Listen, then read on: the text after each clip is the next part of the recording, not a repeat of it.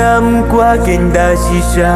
bangan sang ken sa chi sin ya ka jing ik bangala depan ya lenti ngam la chu ken ban trai na pi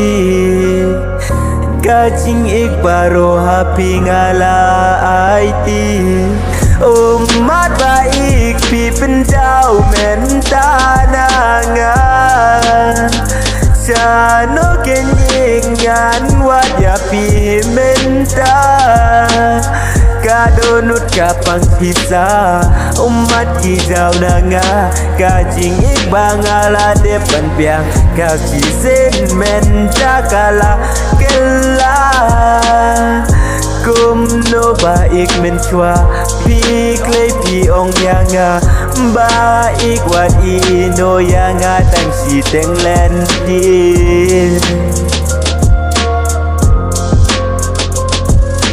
Kendit kensan baik Pi wan raki kubor Bana ying jong pi pi ong Bakim hon kim sukik yanga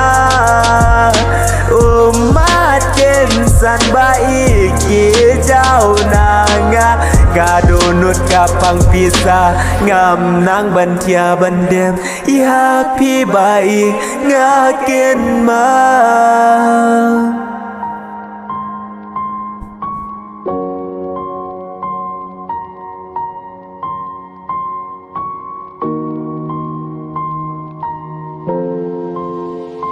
Kad no ya pi nga ik shisha ngam la shu ken man trai na pi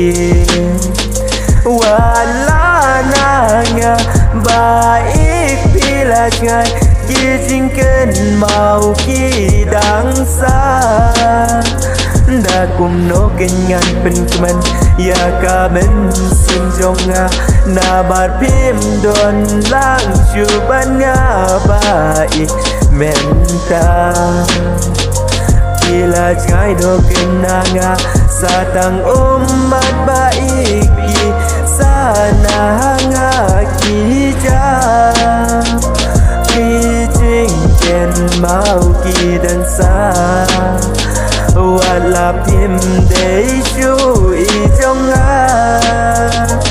Kajing ik baro ba pila clay men try ken sa nga